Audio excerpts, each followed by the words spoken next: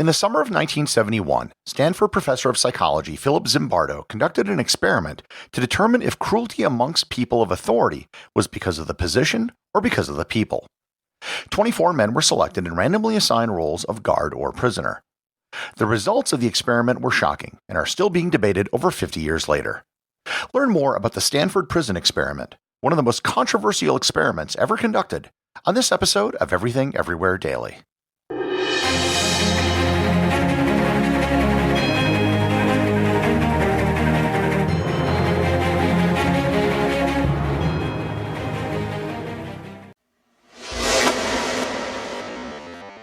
A major question that psychologists have had is how it's possible for some people to act so cruelly when they're given positions of authority.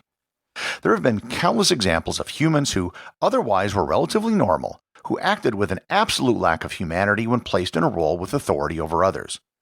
A good example would be the guards who worked at concentration camps in Nazi Germany. Those people engaged in unspeakable acts that they probably would never have engaged in otherwise. A more recent example would be the guards at the Abu Ghraib prison, who tortured and humiliated the people that they were assigned to guard. There have been many other cases of teachers, police officers, guards, and others who have abused their positions of authority to behave cruelly where they might otherwise never have. The big question was if the people attracted to these positions were cruel to begin with, or does the nature of the position make them cruel? One psychologist wanted to conduct an experiment to see what the answer was.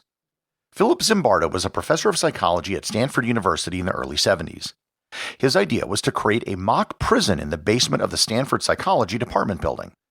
He would recruit volunteers to take part in the experiment, and they would be randomly assigned the role of guard or prisoner. The plan was to run the prison for 2 weeks to see how the assigned roles determined the behavior of the volunteers. Zimbardo placed a classified ad in a Palo Alto newspaper that read, quote, "Male college students needed for psychological study of prison life, $15 per day for 1 to 2 weeks, beginning on August 14th.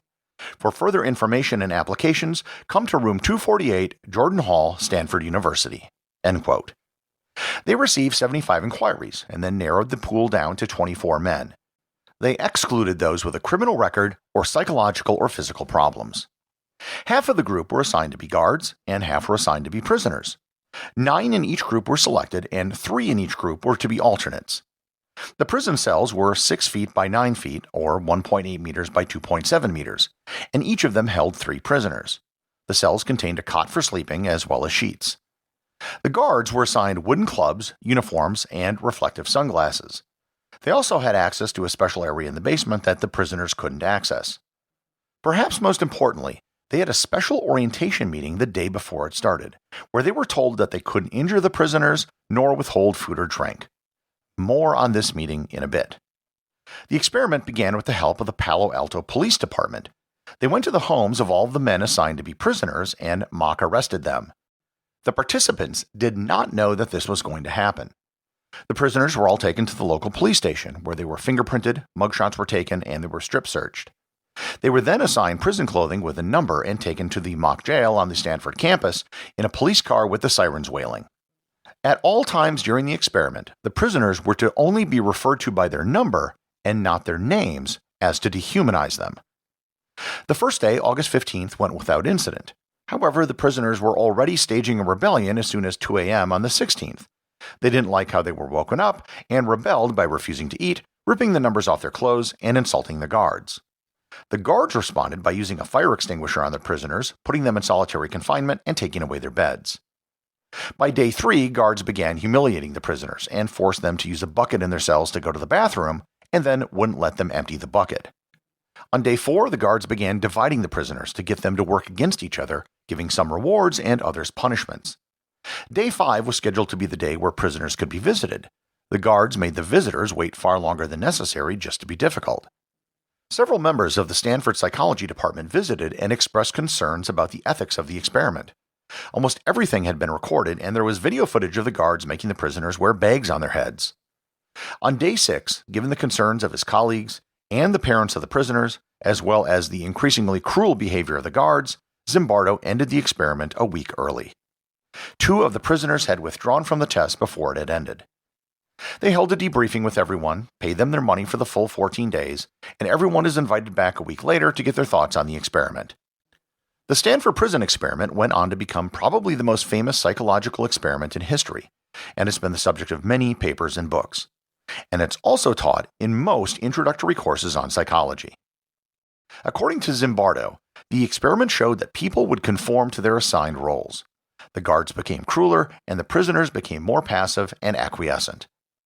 The conclusion fit with past experiments, which showed a similar pattern of behavior.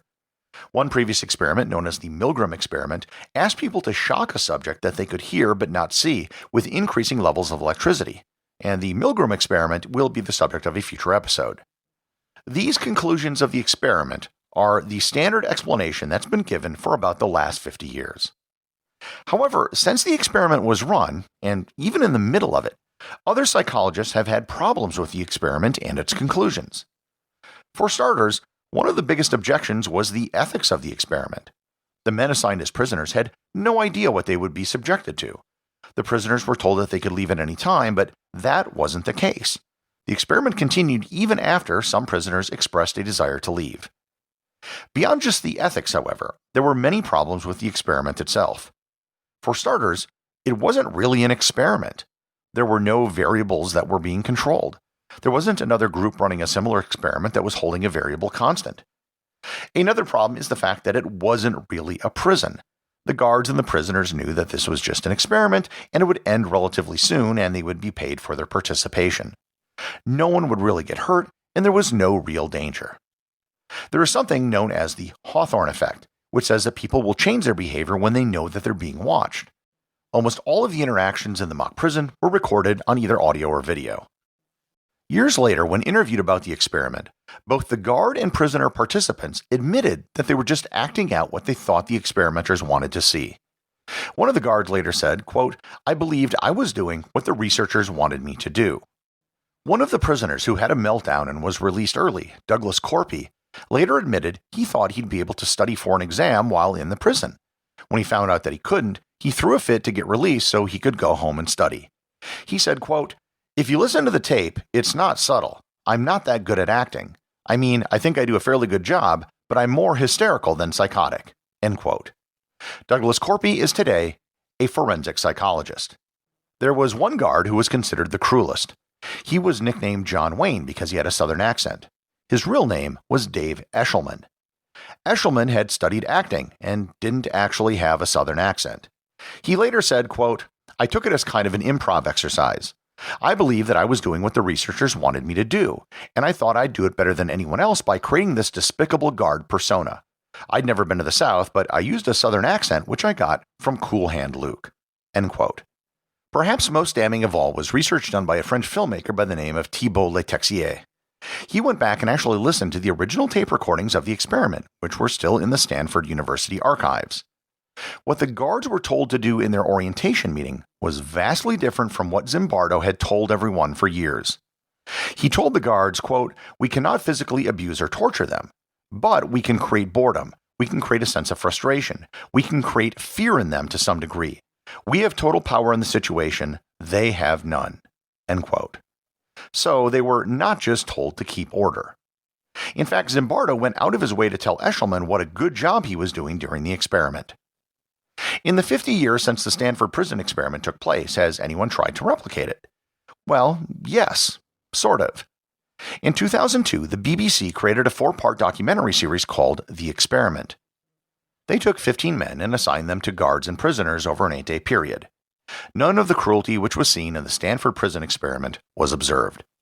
There was group identification between the guards and the prisoners, and there was a prison break on the 6th day where the prisoners tried to create a commune, but nothing supported the Stanford experiment's conclusions. So if the Stanford Prison Experiment was so badly run, why has it gotten all the attention it has? Why are its conclusions still part of every introductory psychology course? Part of it has to do with the timing of the experiment. Within a month of the experiment's conclusion, 2 major prison uprisings took place in San Quentin in California and Attica in New York. Prisons had become a top news story, and this was something that confirmed what many people wanted to believe. Zimbardo was flown to Washington, D.C. to testify before Congress about the conclusions of his study.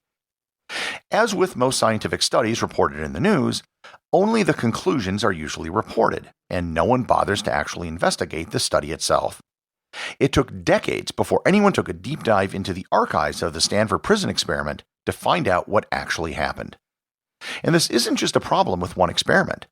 There have been a huge number of psychology experiments, many of which are the bedrock of the discipline that can't be replicated. This has been dubbed the replication crisis. It also impacts other scientific disciplines, but it has hit psychology the hardest. So, the most famous psychological experiment of all time is almost certainly wrong, or at least it's so flawed that it can't be used to prove its conclusions. It means that in the future, a lot of introduction to psychology textbooks are going to have to be rewritten. Everything Everywhere Daily is an Airwave Media podcast. The executive producer is Darcy Adams. The associate producers are Thor, Thomsen, and Peter Bennett. Today's review comes from listener Matt B. over at Podcast Republic. He writes, "Always interesting and informative. First podcast I listen to every day. I've been a member of the Completionist Club for over a year. Bears fans seem to have a rivalry with Gary, so I'll end this review with Skol Vikings." Thanks, Matt. True story. I once attended a Packers-Bears game at the Metrodome with one of my friends who's a Vikings fan. We happened to be sitting a few rows below the luxury box of the then Vikings owner, Red McCombs. He had the window of his box open to watch the game. A woman several rows below kept trying to get his attention to get him to sign her Vikings jersey, but he ignored her the whole game. Eventually, I told her, "Lady, if you really want an NFL owner to sign your shirt, I'd be happy to do it for you." Also, how can you tell a Packer fan from a Viking fan? Answer, the Viking fan is the one without any rings. Remember, if you leave a review or send me a boostagram, you too can have it read on the show.